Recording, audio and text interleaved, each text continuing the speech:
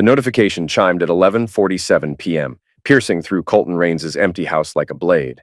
His calloused fingers trembled as he read the message. Marriage certificate dissolution request, digitally signed. State of Florida Department of Vital Records. Colton's weathered face remained stoic. 40 years of electrical work had taught him patience. One wrong move with high voltage could eliminate you. 12-year-old Caleb appeared at the stairs. Dad, you okay? Just work stuff, kiddo. Go back to bed. But Caleb descended anyway, settling beside his father. Mom's been gone 2 days. She packed weird stuff for a girls' weekend. What kind of weird stuff? A white dress, those fancy shoes. I heard her tell Stacy not to post anything yet. Colton's phone buzzed. A text from Maddie. Didn't mean to hurt you. I'm marrying Troy. You're not enough. Goodbye. Attached. Maddie in white beside Troy Blackwell, her boss. Miami skyline glittered behind them. Dad? Caleb's voice was small. I need to call Aunt Marie. Can you grab Mom's old iPad? Marie answered immediately. Colton? Marie, Maddie dissolved our marriage in Florida while I was in Wyoming. She did what? You can't dissolve a marriage unilaterally. Someone committed fraud. Caleb returned with the iPad. It's connected to Mom's cloud. For 37 years, Colton had never violated Maddie's privacy. That trust had been rewarded with forgery and betrayal. He opened the photo library. Images loaded chronologically, each one a fresh wound. Maddie and Troy at dinner 3 weeks ago. Wedding dress shopping. Signing papers at a notary office. Final photo, timestamped today. Wedding cake kiss, massive diamond ring. Is Mom not coming home? Caleb asked. I don't know, buddy, but we're going to be okay, and we're getting the truth. Marie's car pulled up. She swept in with briefcase and coffee thermos. Boys, we've got work to do. For 2 hours, they constructed a timeline. Colton's Wyoming departure Monday. Maddie's sudden weekend announcement. Caleb's overheard calls. The formal where that made no sense. Here's what happened, Marie said. Maddie committed identity fraud. She's in a fraudulent marriage, and she abandoned parental duties without notice. What's our move? Secure assets. Tomorrow you're opening accounts in Caleb's trust. We're moving everything. Savings, checking, college fund. Legal? Completely. The money was earned during your marriage, which still exists in Colorado. Maddie can't dissolve marriage by forgery. They worked until 2 a.m., Marie filling 6 pages of legal strategy. After she left, Colton carried sleeping Caleb upstairs. In the master bedroom, Maddie's closet was permanently empty. She'd planned this methodically. Colton pulled out his phone, scrolling to Troy's office number. He didn't call, yet.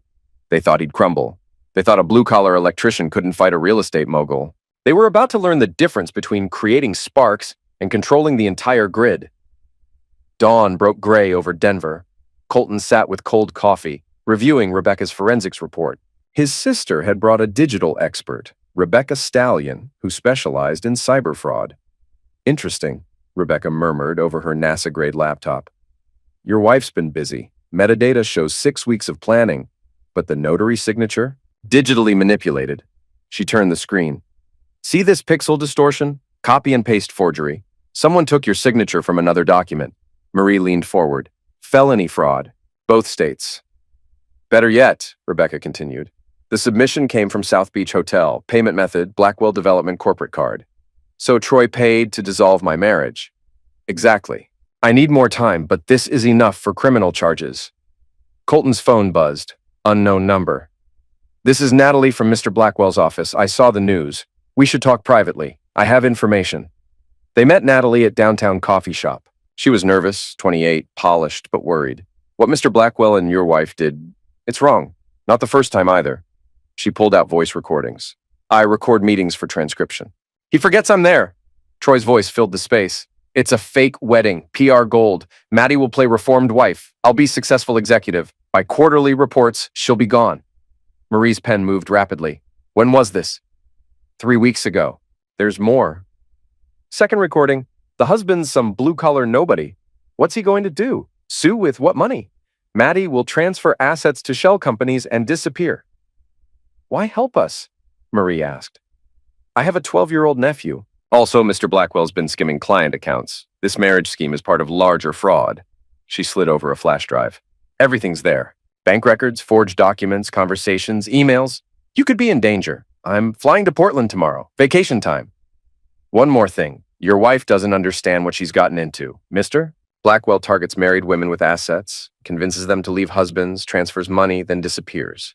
She's not his partner. She's his mark. Driving home, Marie spoke quietly. This is bigger than we thought.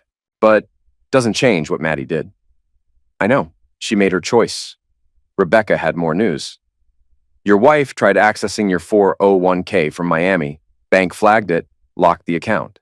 Password was Troy Maddie 2024, created 6 months ago.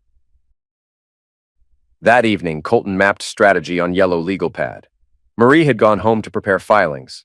Rebecca delivered 47 pages of evidence. But Colton wasn't thinking about court. He was thinking about Caleb asking, "Did I do something wrong?" No child should ask that question. He researched Troy's empire, real estate holdings, partnerships, vulnerabilities. By midnight, he had 17 pages of notes. Troy and Maddie assumed destroying someone's life would break their spirit. Instead, it freed Colton from every civilized constraint. When you cross the wrong current, the entire grid shuts down. Friday morning, Colton loaded his truck for Miami. Marie watched from the porch, concerned. You sure about this? They made it personal involving Caleb. I need to see their faces. What if Mom wants to come home? Caleb asked. Colton knelt to his son's level. Sometimes people make choices that change everything. Your mom made hers. Now I'm making mine. You're my priority. Always. Miami's heat hit like an oven. Rafael Santos, Colton's old apprentice friend, met him at the airport. Hermano, Marie explained everything. You need anything, just ask. They surveilled Troy's yacht from Rafael's apartment overlooking the marina. Through binoculars, Colton watched Leverage, Troy's vessel where the evening investor party was planned. At 7:30, Maddie appeared on deck in the white dress Caleb had described. She looked happy, animated, playing successful executive's wife. Time to crash the party. Rafael arranged their cover, electrical contractors responding to power fluctuation complaints. Marina security was used to service calls during events. They approached by motorboat, Rafael's credentials getting them past checkpoints. Colton wore company shirt, carried legitimate electrical tools.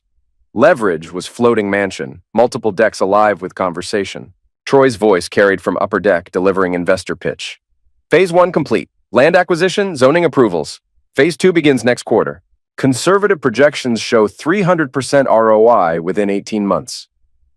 Rafael created distraction, brief power surge causing lights to flicker. Nothing dangerous but justified their presence. Colton slipped aboard during confusion, moving through lower deck with electrician's confidence. He understood luxury boat wiring, mechanical spaces, how to move unseen. Main deck, Troy holding court, Maddie playing perfect hostess. She'd always been good at reading social situations, adapting personality to fit crowds. Now it made him sick. Troy spotted Colton emerging from galley stairwell. Excuse me, who are you? Private event. Colton Rains. We need to talk. Maddie's wine glass shattered against deck, red liquid and crystal fragments. Face went white, then flushed. What are you doing here? Cleaning up your mess. Colton's eyes stayed on Troy. Though I suspect you're not calling shots. Troy recovered quickly. Gentlemen, ladies, excuse us. Minor family matter. Investors drifted toward bar, watching from corners. Wealthy people sensed drama like sharks sensed blood. 60 seconds to explain before I call security, Troy said. Colton pulled manila envelope from tool bag.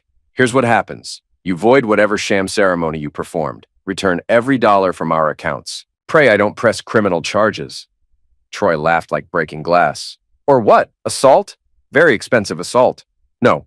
I'm showing your investors what kind of man they're really funding. He opened envelope, printed bank records, victim conversations, fraudulent marriage documentation. Natalie sends regards. Your assistant's been keeping detailed records. Troy's confidence evaporated. You're bluffing. Am I? Colton raised his voice for investors. Ladies and gentlemen, you might be interested. Mr. Blackwell specializes in defrauding married couples. My wife's his latest victim, part of 7-year pattern. Several investors moved closer, understanding money and risk. They could smell con artists from nautical miles. That's defamation security. But yacht security was notably absent. Rafael had kept them busy with electrical problems. Maddie found her voice. Colton, please, we can work this out. No, you meant for things to go exactly this far. You forged my signature, stole our savings, left Caleb wondering what he did wrong. I would never hurt Caleb. You already did. You packed bags and abandoned a 12-year-old who still waits for your calls. Troy stepped forward, flushed with anger and alcohol. That's enough, you're trespassing. Actually, I'm here as creditor. When you used stolen money for this boat, it became recoverable asset. Colton pulled out phone. Marie? Yeah, I'm on yacht. Both here. Trigger phase 2. Troy lunged clumsily. Colton stepped aside with practiced ease. Troy stumbled against railing. Careful. Wouldn't want you overboard before authorities arrive.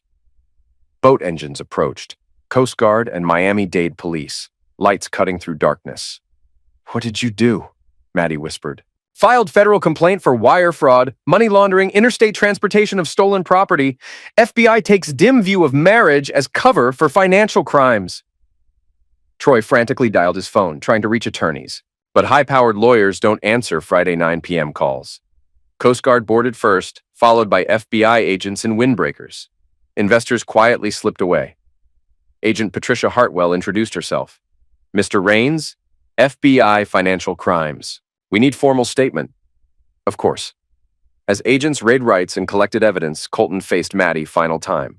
She looked smaller, diminished without Troy's wealth. I'm sorry, I know that doesn't fix anything. Colton pulled out Caleb's lucky baseball cap.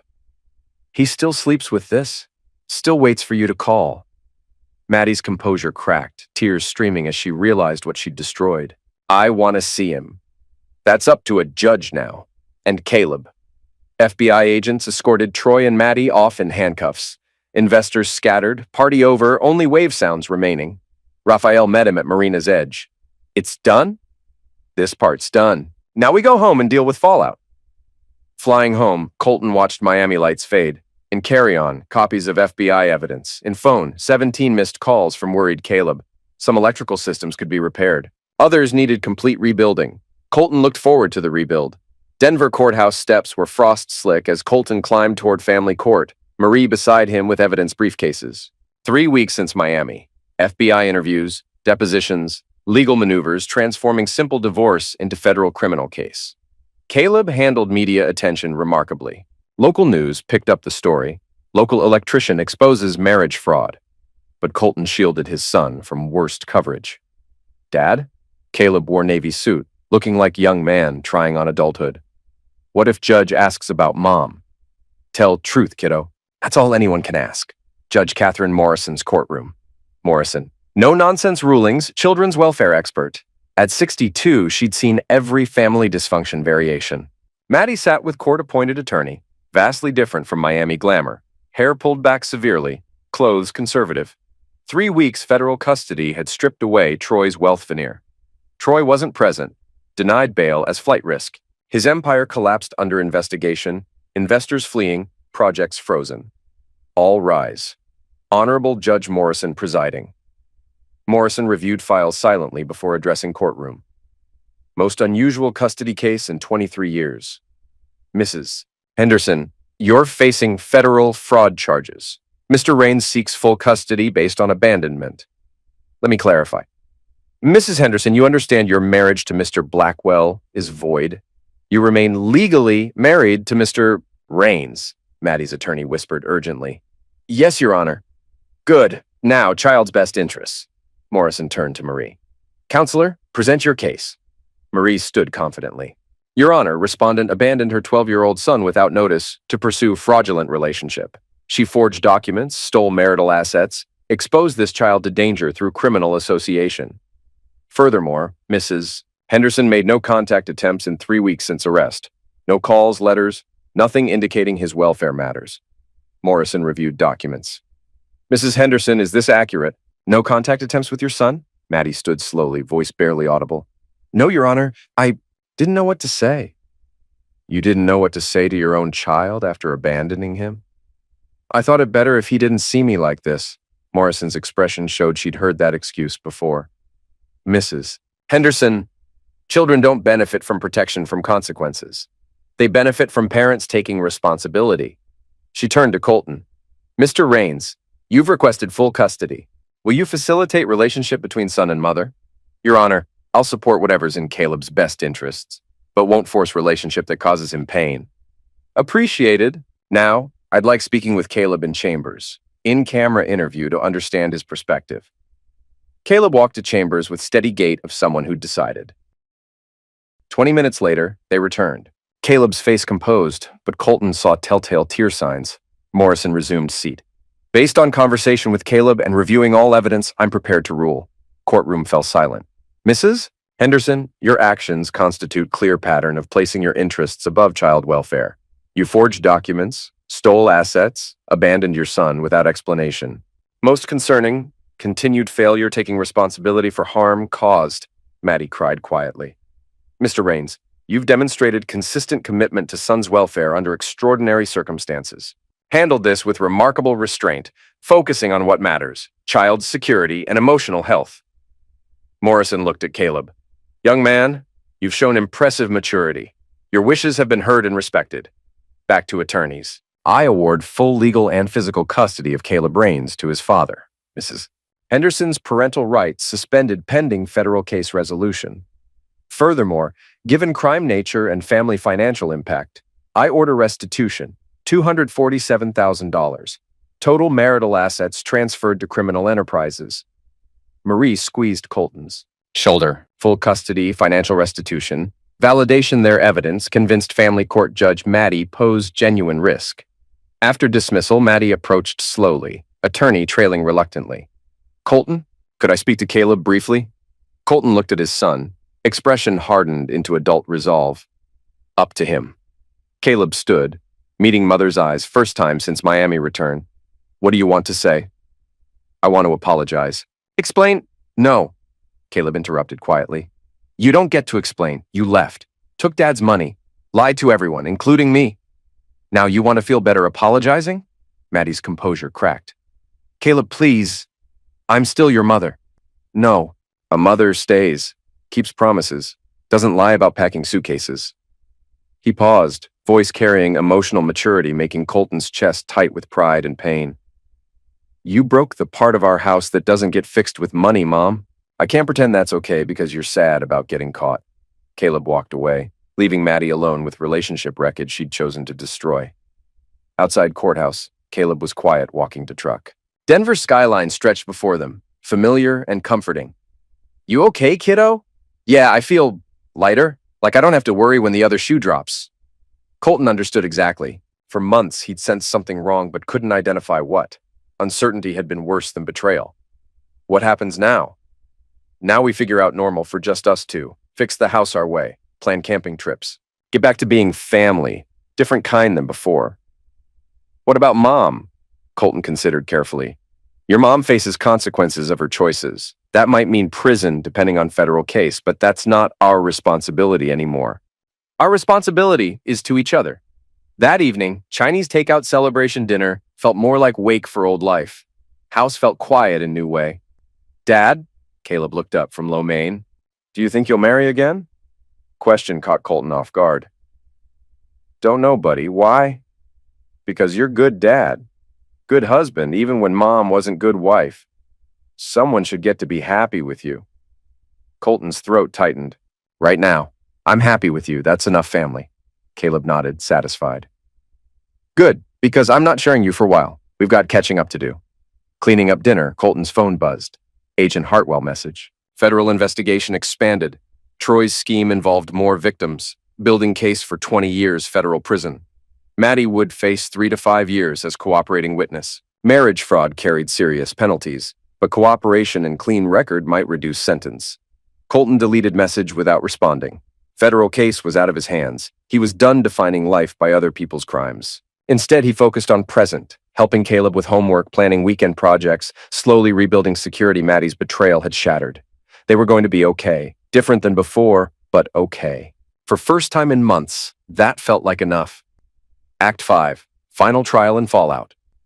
6 months later, Denver federal courthouse buzzed as reporters gathered for Miami marriage fraud trial. Troy Blackwell, considerably less polished, sat beside defense attorney. His empire had crumbled. Projects abandoned, investor lawsuits pending, assets frozen. Colton sat with Caleb, both conservatively dressed for likely final court appearance. Marie advised their testimony would be brief, but crucial. Maddie took witness stand on trial's third day, testifying against Troy for reduced sentence. She'd lost weight during federal custody, hair cut short, looking younger but diminished. "State your name for the record," requested Assistant U.S. Attorney Jennifer Walsh. "Madison Claire Rains, using legal married name despite everything." "Mrs. Rains, describe your relationship with defendant." Maddie recounted the story. Troy's systematic seduction, wealth promises, gradual emotional and financial manipulation. Signing documents she didn't understand, transferring money from accounts shared with Colton, participating in what she'd been told was symbolic ceremony. Did Mr. Blackwell indicate this pattern involved other women? "Yes," barely above whisper. He showed photographs of previous wives, said it was game. Wealthy women were easy marks because they were bored. Troy's attorney objected repeatedly, but damage was done. Maddie's testimony, combined with Natalie's recordings and financial records, painted picture of man viewing marriage as theft tool, women as disposable assets. When Colton testified, he spoke with same calm precision throughout ordeal. "Mr. Rains, how has this affected your relationship with your son?" "Brought us closer. Caleb learned he could depend on me when everything fell apart. I learned family isn't about structure you build, it's about foundation you maintain." "Do you harbor resentment toward your wife?" Colton considered carefully. "I resent the choices she made, but I'm grateful her actions revealed truth before more damage to our son."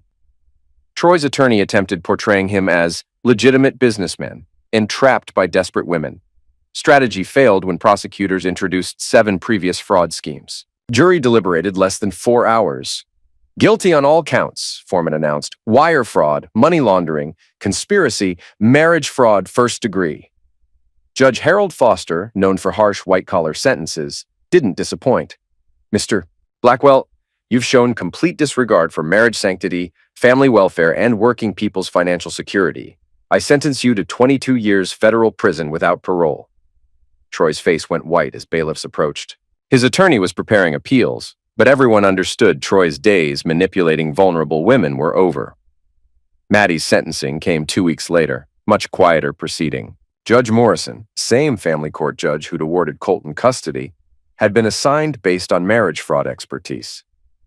"Mrs. Rains, you've cooperated fully with prosecutors and expressed genuine remorse. However, you betrayed not only your husband but your own child. I sentence you to 3 years federal prison, followed by 2 years supervised release. Additionally, you're required to pay full restitution to scheme victims, including your own family." Maddie nodded, accepting without protest. Led away, she looked toward gallery where Colton and Caleb sat. Caleb's expression was neutral. Not angry, not sad, just resolved. Outside courthouse, reporters shouted questions, but Colton ignored them. This story had never been about public vindication. It had been about protecting his son and ensuring justice. "How do you feel, Dad?" Caleb asked, walking to truck. "Tired, but relieved. It's finally over." That evening, pizza and movie celebration, their new Friday tradition. House felt different, lighter, as if Maddie's betrayal had been weight they hadn't realized they carried. "Dad, I've been thinking about Mom." Colton muted television, giving full attention. "I don't hate her. I'm disappointed and angry about what she did to you. But I don't hate her. Does that make me weak?" "No, kiddo. Makes you compassionate. Anger and hatred are heavy things to carry. You don't have to carry them because others think you should." "Will I ever want to see her again?" "Maybe. Maybe not. Either way is okay. If you decide you want to talk to her someday, we'll figure it out together." Caleb nodded, satisfied. At 13, he'd grown 3 inches and developed emotional maturity from surviving family trauma with strong support. 3 months after Maddie's sentencing, Colton received a letter from her Texas federal prison. She'd been assigned electrical maintenance, irony not lost on either. "Colton, I don't have right to ask forgiveness, and I'm not. I just want you to know I understand what I destroyed and why Caleb doesn't want to see me. I'm learning electrical work here, hard, honest work requiring precision and patience, qualities I never developed outside these walls. Instructor says I have potential if willing to put in effort. I think about you and Caleb every day. Hope someday he'll understand that losing you both was consequence that taught me who I actually was underneath all the wanting and taking. Take care of our boy. You're the parent he deserves. Madison." Colton read twice, then put in desk drawer. He didn't share with Caleb, not yet. Maybe someday when son was older. Maybe not. Choice would be Caleb's. A year after trial, Colton and Caleb stood in backyard installing new landscape lighting, project they'd planned since spring. Working together had become favorite weekend activity. "Hand me that wire stripper," Colton said, connecting last fixture. Caleb passed tool, stepped back, admiring work. "Gonna look amazing when dark. Should we test it?" "Absolutely." Colton flipped switch on control panel, backyard transformed. Soft LEDs illuminated pathways, highlighted garden they'd planted together, created peaceful evening atmosphere, making house feel like home. "We did good work, Dad." "Yeah, we did." They stood in comfortable silence, father and son, survivors of storm that ultimately made them stronger. The electrical grid they'd built, literal and metaphorical, was solid, reliable, built to last. "Dad, I'm proud of you for everything you did, how you fought for us." Colton pulled son close, feeling weight of responsibility and love from being someone's entire world. "I'm proud of you too, kiddo, for being strong when everything fell apart, for choosing forgiveness over bitterness, for becoming the kind of person who makes others want to be better." Walking toward house, Colton's phone buzzed. Marie text. "Troy's appeals denied, full 22 years. Justice served." Colton deleted without responding. Justice had been served, but more importantly, healing had begun. Their family's electrical grid had been damaged, but they'd rebuilt it stronger. This time, they'd made sure it was built to withstand anything,